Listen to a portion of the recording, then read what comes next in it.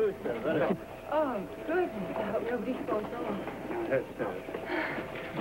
For my students, is it? It's not for themselves. Sihanouk was concerned by the Vietnamese communist buildup in the sanctuaries, and he feared a large-scale U.S. attack across his borders. As a counterbalance to this visit, he denounced America's Vietnam policy. It would be immoral to support, your aggression, the aggression of the United States against the people of Vietnam. We want to have the right to continue to have the right to be united, to be free. And how could we deny to Vietnam the right to self-determination? Pursuing their enemy, American and South Vietnamese aircraft often attacked across the Cambodian border.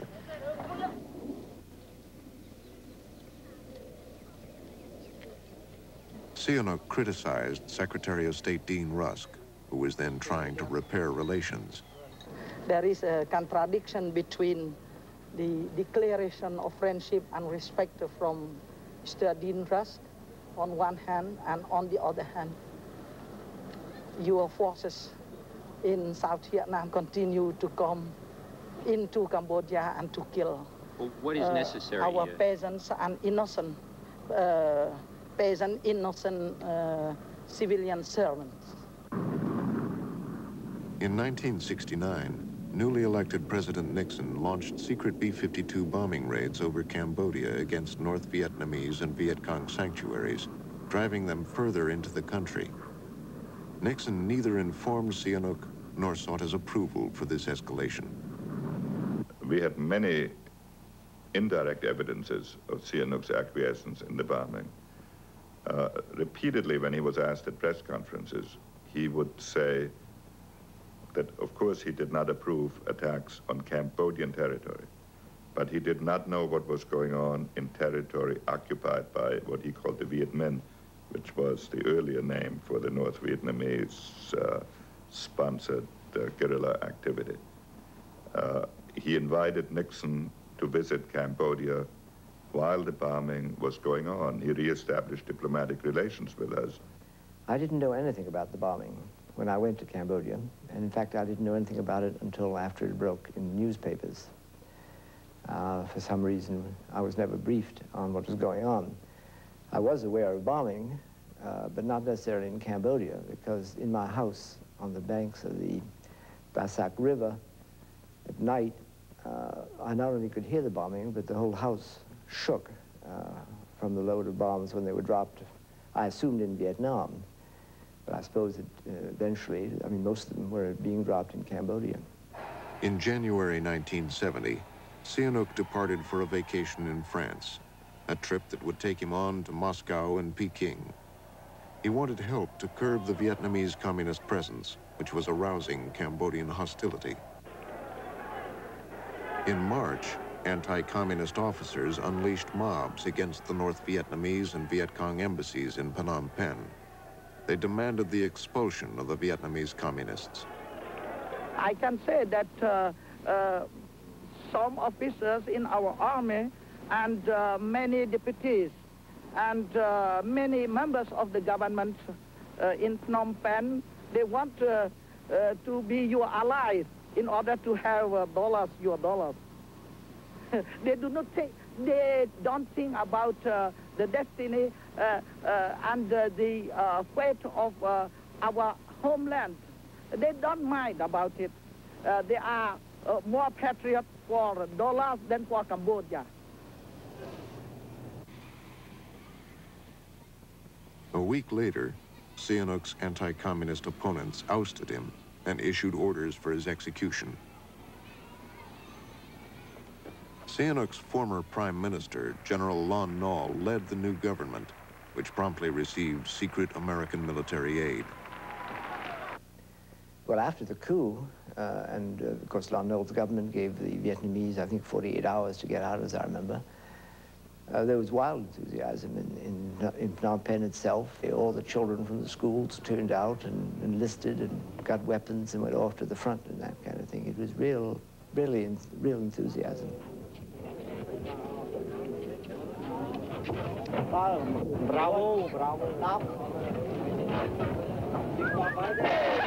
Within 3 weeks, the Cambodian army gained 60,000 recruits. They were convinced that U.S. aid would quickly help them drive the Vietnamese communists out of Cambodia. Sihanouk, now in China, sided with the Khmer Rouge, his former opponents. He became chief of state of a government in exile. Norodom Sihanouk appealed from Peking over the radio. Brothers and sisters, he said, go to the jungles and join the guerrillas. Back in that period, none of us even knew who the guerrillas were. I didn't know who the guerrillas were. I didn't know. In the countryside, several thousand peasants went on rampages demanding Sihanouk's return. In the town of Kampong Cham, a mob killed 2 members of parliament. I saw the livers of the 2 politicians being carried past my church. Then a little while later, around 4 or 5 in the afternoon, the livers of the 2 men were skewered and grilled in the marketplace of Kampong Cham. Through examples like this, one can understand a little the brutality of the Khmers, who are a race of warriors, and that should not be forgotten. The next day, Lon Nol's troops shot and killed nearly 100 unarmed peasants. Many Cambodians still displayed Sihanouk's portrait and continued to protest in his favor. The Lon Nol regime whipped up hatred against the Vietnamese. The victims were not the Vietnamese communists in the border sanctuaries. The victims were Vietnamese villagers and merchants whose families had lived in Cambodia for generations.